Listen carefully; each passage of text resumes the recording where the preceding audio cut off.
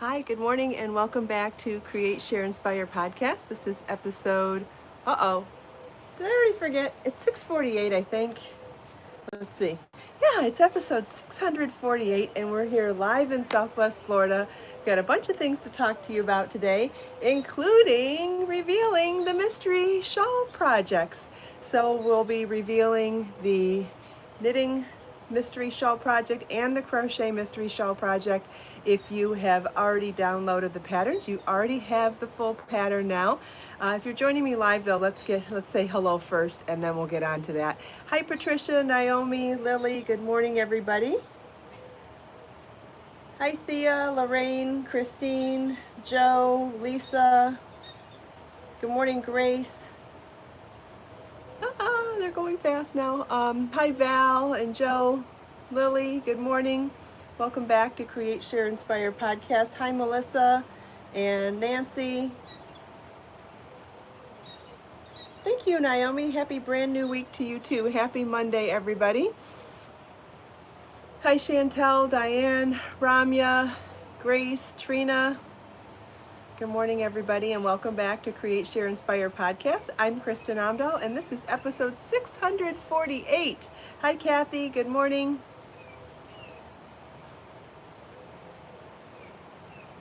And Caroline and Carolyn. Two back-to-back similar names. Hopefully I got them right. Hi, Kat. Happy birthday, Thea. Hi, Carrie. Good morning, everybody. We can scoot this over a little bit. I suppose we'll talk about this later. Uh-oh, I knew I shouldn't do that.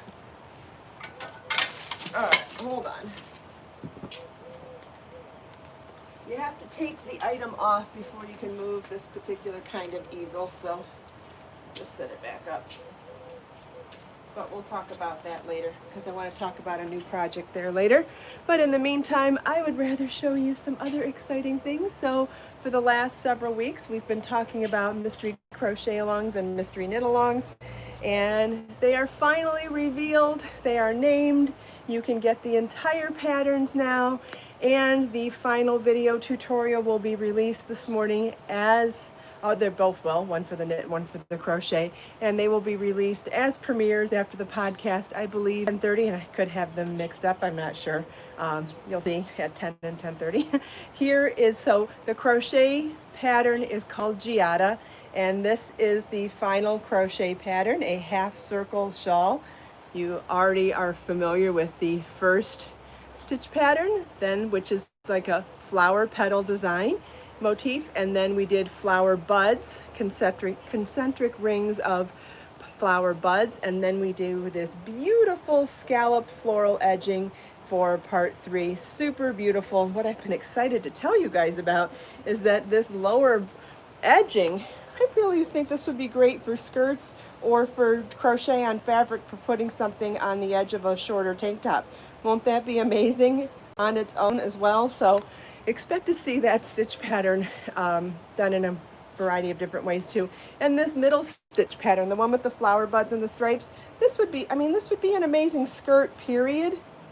But this would be an amazing stitch pattern for so many other things too, including scarves and even simple summery tops. There's just so many different things. I love all these stitch patterns. Anyway, they work beautifully together. You can, if you haven't already downloaded the pattern, you obviously can. Now you would just be, instead of downloading a mystery crochet along pattern, you would be downloading the Giada crochet shawl pattern, and it comes complete with all the charts, all the written instructions, and there is now a 3-part video tutorial series to help you out with it.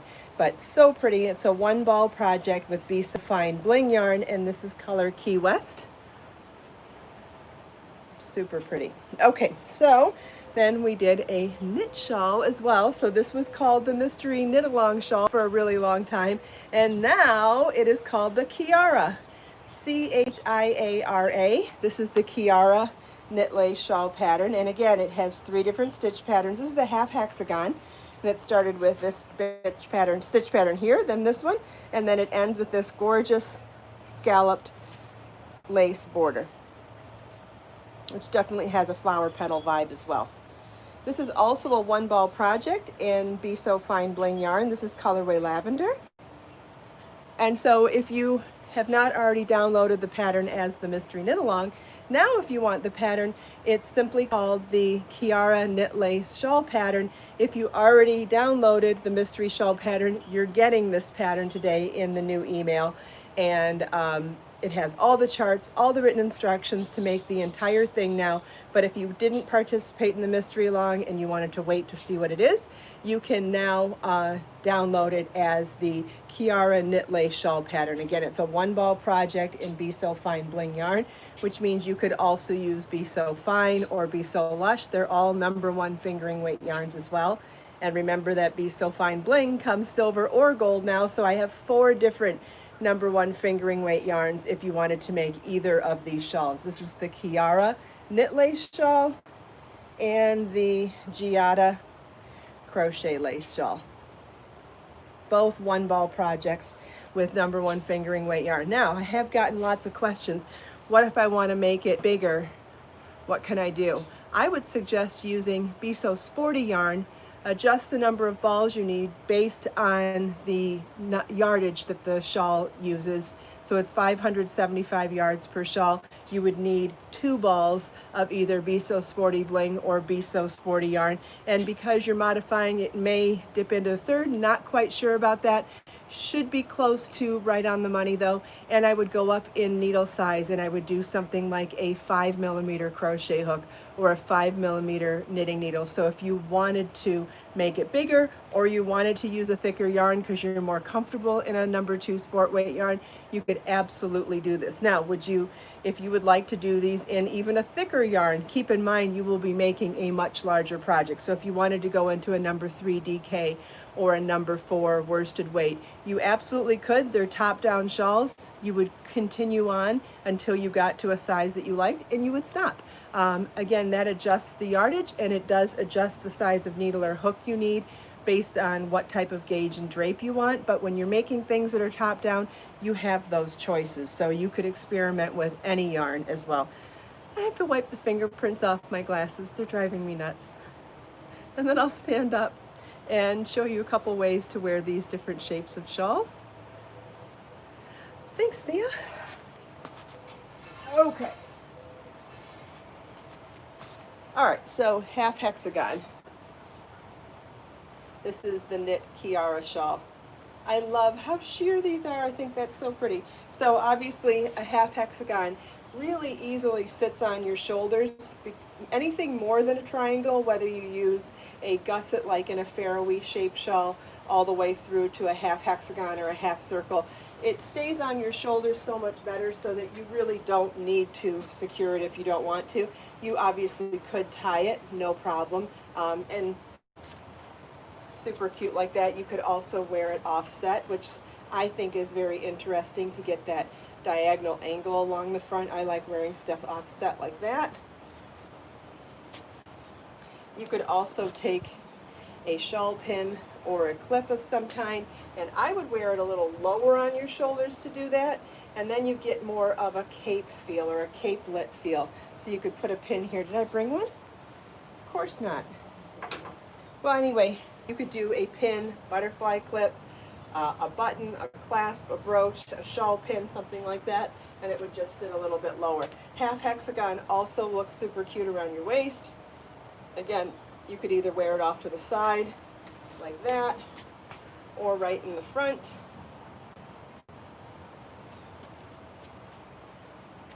Or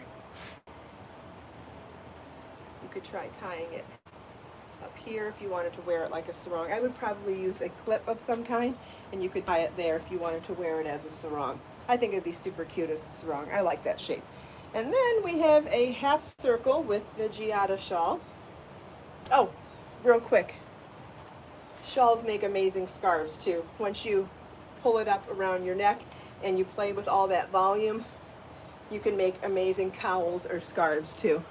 See, it just looks so amazing, especially just play around with that lace edging. I mean, that's just gorgeous. And this you could wear absolutely year round. Bend down so you can see. Now, whether you wanted to tie it and make it more like a cowl or pin it and make it more like a cowl, you can definitely play around with all that volume and all those folds. Just gorgeous as a cowl. I love doing that with lace shawls in the winter. So we'll start with that look with the crochet one. So when I do a cowl look like that, I usually grab from the middle here and start middle in the front and then pull the sides around. And again, just play with that volume. You could either tie these together over here or you could clip them. But again, all that volume and that draping of the scallop lace is just gorgeous. And it's like my favorite kind of a cowl is wearing a lace shawl as a cowl. Okay, half circle, super easy to wear. It'll sit on your shoulders nicely on its own, even if you don't want to pin it.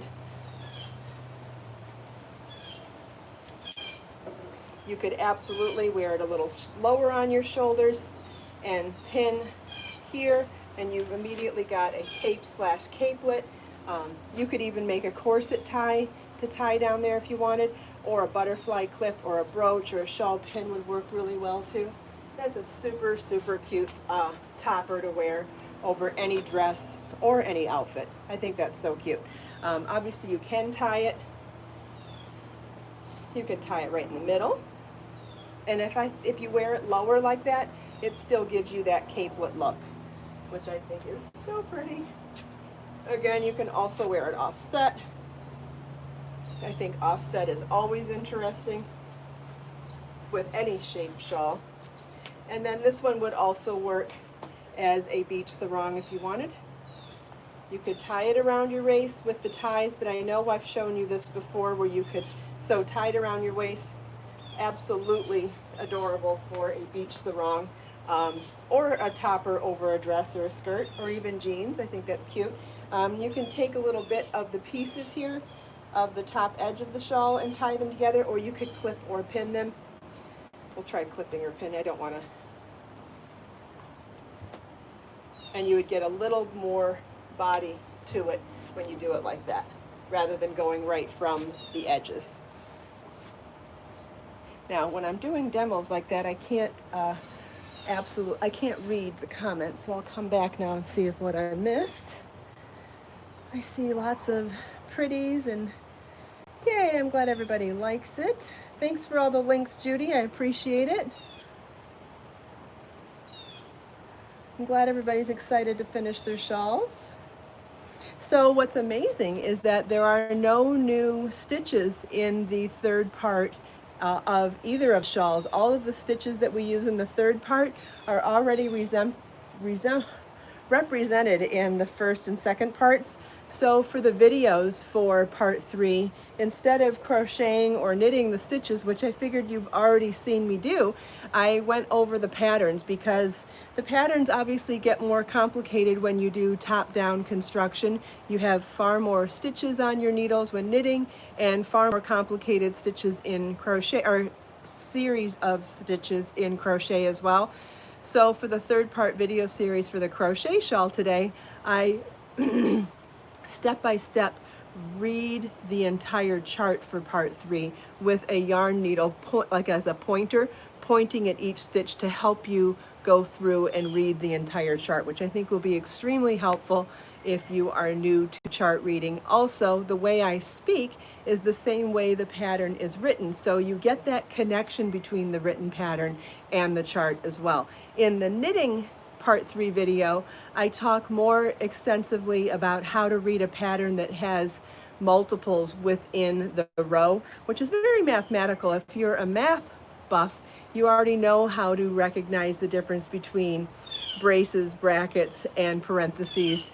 But when you're doing complicated long rows of knitting, like 400 stitches that have repeats within them, it's definitely a good idea to get a reminder on what those things mean, because it really helps you navigate through a pattern. So I go through all of that in video part 3. And there's a bonus section in video part 3 for the knitting pattern, and that is that I did a tutorial on lifelines. Do I have a link for my dress in my Amazon shop, Beth? It's at amazon.com/shop/Kristin Omdahl. Thea, I go through it step by step, so I think it looks very daunting to see braces, brackets, and parentheses in a row of knitting, but I think when you see me go through it very slowly, I hope it'll make more sense then. Thank you, Amrita. Hi, Kiranjit. Hi, Marcia. Uh-oh. That's usually the sound of a bird saying, I don't like you kitties. But I don't see either of them engaged. Becker's just lounging in the sun, and I don't even see Bjorn out here, so maybe the birds are talking to something else. I don't know. Hi, Marcia. Hi, Marie. Okay, Judy's just posted a link to this dress for the person who was just asking. If you would like an immediate link, she's posted one. Thank you. Martina, the heat index is through the roof where you live today. I bet it's always in the hundreds here this time of year. I try to go for a bike ride in the middle of the day, and it's usually 105 to 108 heat index here, but I don't know. I enjoy it.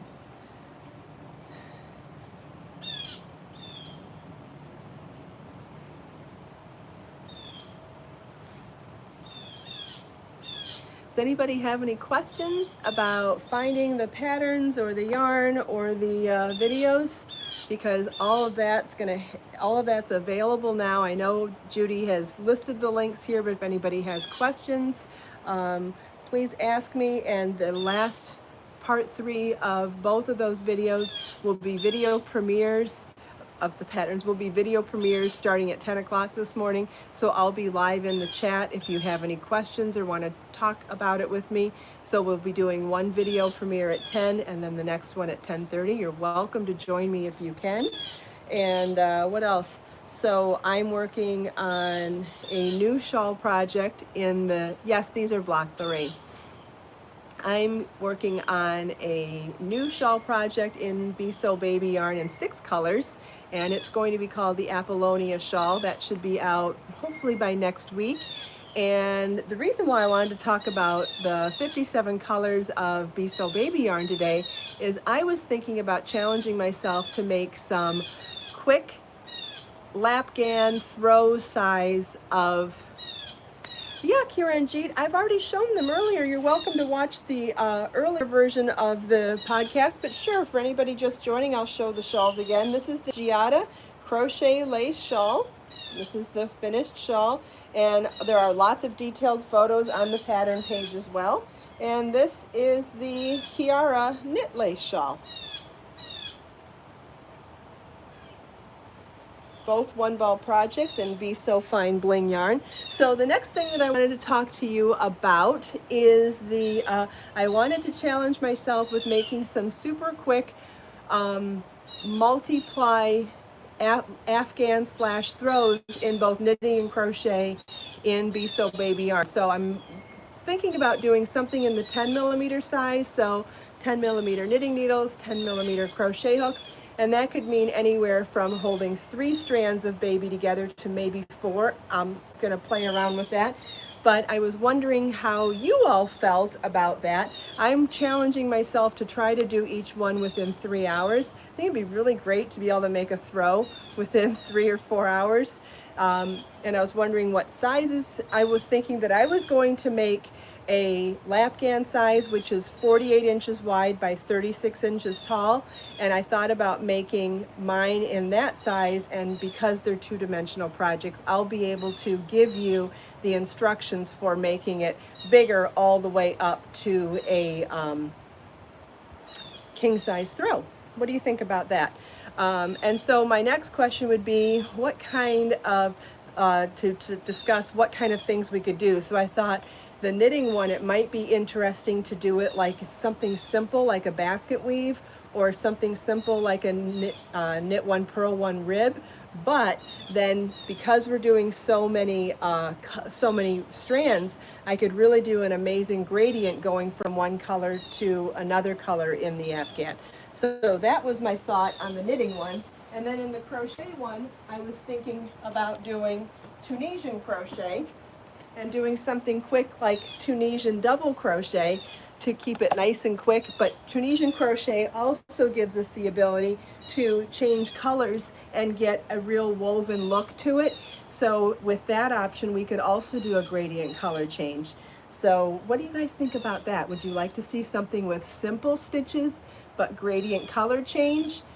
I think that when you go into super bulky yarns, I think it can get too busy trying to do complicated stitches. I think that it really is a challenge in itself to hold something heavier. So I thought maybe making them a little more zen projects and not too complicated, but quick, and getting that wow factor from the gradient yarn might be interesting. So before I start on them, I thought that I would get your feedback on that. And then I'm going to time myself, see if I can do them in like 3 or 4 hours. I would love to see how many hours it'll actually take.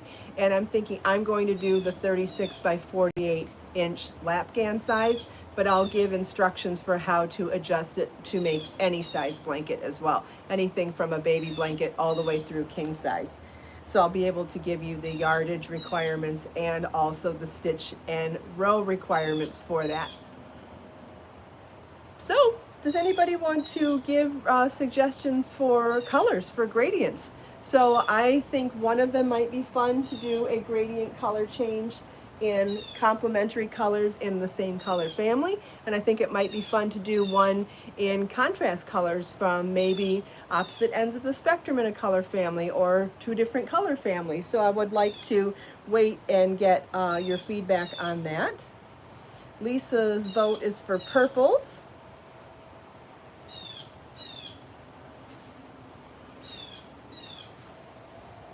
Naomi, blue, purple. And we can go over any of these if you want. I don't know if I need to move this a little bit closer. See, whoopsie. Yeah, so I'm thinking super chunky weight by holding multiple strands together, like a 10 millimeter size knitting needle and crochet hook for them, and then just choosing simple stitches but changing color because of the multi-strand. Doing something in multi-strand is such a great way to adjust simply to do a gradient in any yarn that doesn't already color change. So what happens is, like, let's say we start with 3 strands of one color and we want to move on to 3 strands of the other color. So the first stripe would be all 3 strands of one color. Then the next stripe would be 2 strands of that first color and 1 strand of the second color. Then the third stripe would be 2 strands of the second color and 1 strand of the first color. And then the fourth stripe would be 3 strands of the second color. Now, you could do that again for a third color if it worked out that way. Or if we go 4 strands, then that's another more subtle way to change color as well. It would be 4 strands of color A, then second stripe would be 3 strands of color A, 1 strand of color B. Third stripe would be 2 strands of color A, 2 strands of color B. Fourth stripe would be 4 strands of color B, 1 strand of color A. Then fifth stripe would be 4 strands of color B. That was a tongue twister. Okay, let's see what we got here. We've got earth tones and green and purples and blues. Yes, the breeze feels amazing. Orange with something light. Purples and blues, earth tones. And you know what's awesome? Whatever color I end up doing, obviously you can do whatever you want to. You could do something in the pinks or the greens or the blues or the purples or the earth tones. Or you could mix and match. You could do something with variegated. You could end up doing all one color too. Nothing wrong with sticking to one color as well. Or you could do something, you could pick a color from each end of the spectrum of a color family, or pick 2 colors from different color families. There's no wrong way to combine colors to do something like this. And there's nothing wrong with doing one color as well. You could also do 2 colors where you start with color A, go to color B, and then go back to color A, so that your gradient goes from one color to the second and then back to the first. I mean, so there's just so many different ways you could do this. So if I'm considering doing 48 by 36, I have to then decide which way do I want my colors to stripe, right? To gradient. Do I want them, if it's rectangle this way, do I want my color to change to go that way, or do I want my color change to go that way? Because that will depend on whether I cast on the short edge and work sideways, or cast on the long edge and work up. And then you decide, if this design part's interesting. If it's not, don't worry, I'm going to write patterns too. That's 36 divided by 4, that's 9 inches per stripe. Or if you're doing 4 strands, then that's 5 stripes, and that would be 36 divided by 5 with phone call. Hopefully it didn't break us up too much.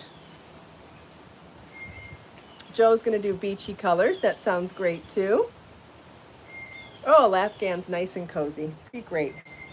Oh, you could do college colors. You could do team colors. I was thinking the other day, now that we have so many colors in Be So Baby yarn, 57 colors, we probably have represented most college team sports, most professional team sports, you know, the colors of the uniforms and stuff.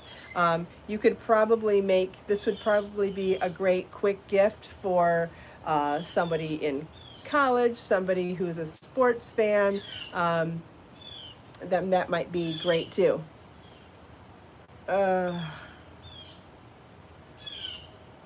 Nan, you'll have to try it and find out. If you crocheted the shawl with 40 yarn instead of fine yarn, it would depend on whether you kept the same hook size, changed your hook size. You'll have to experiment with that.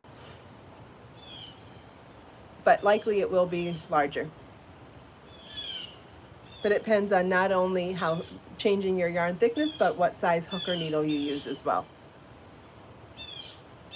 She was asking if she crocheted this shawl with a thicker yarn, how much bigger it would be, and that question depends on multiple variables, including how much thicker the new yarn is and what size crochet hook you end up using. Because when you use a thicker yarn, sometimes you can get away with the same hook size, sometimes you can't. Sometimes it gives you too dense of a fabric and you actually have to go up in a hook size as well to get the drape or the feel that you're going for, and when you do that, you adjust the size even more. So it really is a combination of components, and you'll just have to figure out what you like about it or what you don't like about it and adjust from there.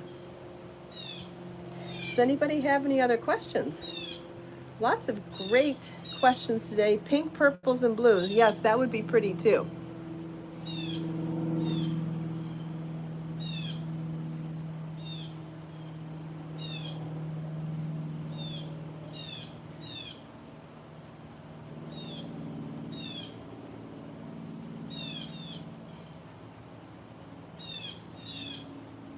Okay, so real quick, I will name the shawls again. So the Mystery Crochet Along shawl is now revealed, and it's called the Giada Crochet Shawl. You can download the entire pattern with charts on my website now. If you already ordered it as the Mystery Crochet Along, you received the full pattern this morning already. And the third part of the video series will be premiering right here on my YouTube channel in a few minutes at 10 o'clock. And then the Mystery Knit Along shawl has been revealed now. It is called the Kiara Knit Lace Shawl Pattern. You can download it on my website now. If you ordered the Mystery Crochet Along, you already received an email this morning with the updated pattern, and the video premiere for part 3 of this shawl will be premiered at 10:30 this morning, right after the crochet final video is released as well. I hope you can join me. It would be wonderful. Thank you so much for taking time out of your busy day to spend a few minutes here with me. I hope you enjoyed the show and tell, chatting with me and everyone else here.